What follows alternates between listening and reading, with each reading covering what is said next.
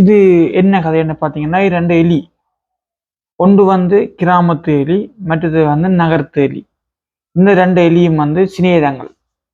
எப்படி சிநேகிதம் என்று சொன்னால், இவை முதல் கிராமத்துல இருந்து தான் அந்த நகரத்து எலி நகரத்துக்கு போனது. அப்ப நகரத்து எலி கிராமத்தில் இருக்கும்போது இந்த 2 எலிகளும் சிநேகிதம். அப்ப அதனால கிராமத்துல இருக்கிற எலி என்ன செய்யும் என்று சொன்னாலாம், கிராமத்து உணவுகள் நிறைய தானியங்கள் பயிறு கோப்பி கச்சான் அது இதெல்லாம் சாப்பிட்டு ஆரோக்கியமாகவும் அழகாகவும் நிம்மதியாகவும் குடிசை வீட்டில் வாழ்ந்தாலும் நிம்மதியாக சந்தோஷம் வாழும். அதே டைம் நகரத்து எலி என்ன செய்யும்னு சொன்னாலாம், அது அங்கே வந்திருந்து பீஸா பர்கர் சன்வேஸ் கொத்து ரைஸு அது இது அப்படி இப்படின்னு சொல்லி மிக மிக காஸ்ட்லியான உணவுகளும் வெரைட்டியான உணவுகளும் சாப்பிட்டு அது அங்கே ஒரு பயந்த வாழ்க்கை. அது என்ன வாழ்க்கைன்னு நான் சொல்கிறேன். அப்படி அங்கே வாழ்ந்துட்டு இருக்குமா.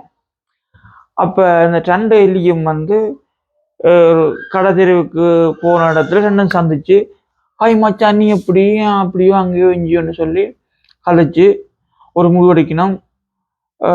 நீ எங்கள்ட ஊருக்கு ஒரு கொஞ்ச நாளைக்கு வந்துட்டு நான் உங்களோட ஊருக்கு ஒரு கொஞ்ச நாளைக்கு இருக்கிறேன், மாறி மாறி இருப்போம், நாங்கள் கிழநாள் கண்டு கதைச்சு நிறைய விஷயங்கள் கதைக்க இருக்கேன்னு சொல்லி முடிவெடுத்து முதல்ல என்ன செய்யுதுன்னு சொன்னால், நகரத்து எலி கிராமத்து எலி இந்த வீட்டுக்கு போகுது. அங்கே போனால் கிராமத்து எலி என்ன செய்யும், நகரத்து எலி என் ஃப்ரெண்டு கனகாலத்துக்கு அப்புறம் ஊருக்கு வந்திருக்கான்னு சொல்லி விதவிதமான உணவுகள் வெரைட்டியான உணவுகள் ஒழுங்கு பண்ணி கொண்டு சாப்பிடு. என்னென்னு சொல்லி நம்ம சொன்னோம் தானே, குரக்கன் இது பயிறு கோப்பி கச்சான் அப்படியான இயற்கை உணவுகள் சத்தான உணவுகள் எல்லாம் உணவு கொடுக்க. அப்போ நகரத்து எலி வேறு விதமான உணவுகள் தானே சாப்பிட்டு பழக்கம். அவருக்கு இதெல்லாம் பார்த்த உடனே அவ்வளவு விருப்பம் இல்லை. இருந்தாலும் இதுதானே எங்கள்ட ஆரம்ப உணவு பண்பாட்டு உணவு சாப்பிடுவோம்னு சாப்பிட்டு நார்மலாக ஆரோக்கியமாக இருந்தேன்.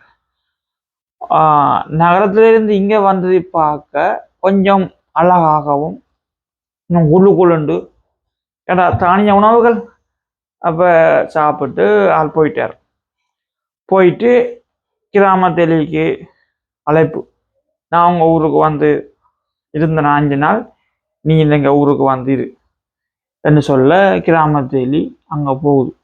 அங்கே போனால் அந்த அண்டு அவ இருக்கிற வீட்டில் ஒரு ஃபங்க்ஷன் கொண்டாட்டம் உண்டு.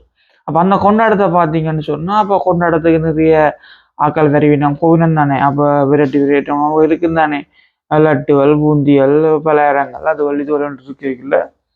அப்போ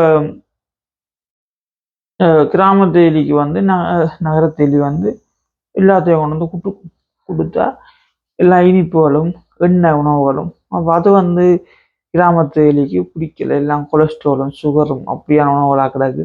இதை நீ எப்படி சாப்பிட்ற, சரி நான் வந்ததுக்காக நானும் கொஞ்சம் சாப்பிட்றேன்னு சொல்லி சாப்பிட்டு கொண்டிருக்கும் போது அந்த வீட்டு ஏமான் என்னடா வைச்சதோடனே காணையில் எலியெல்லாம் போகுது, இந்த எலியை கொல்லாமல் விடல ஒன்று சொல்லி புல்லாங்கட்டோட அதாலும் தேடி ஓடுபட்டு திடீர் இந்த நகரத்து எலியும் இந்த கிராமத்து எலியும் உயிரை பாதுகாக்கிறதுக்காக இந்த ரூமுக்கு இருந்து அந்த ரூமுக்கும் மற்ற ரூமுக்கும் பாஞ்சு திரிஞ்சு வலையில ஒழிச்சிருந்து திரிஞ்சோம்.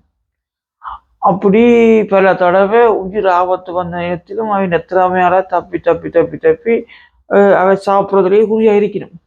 அவை என்று சொல்லி கிராமத்து எலி இல்லை நகரத்து எலி, நகரத்து எலி சாப்பிட கிராமத்து எலியும் சாப்பிடுது வேற வழி இல்லாம.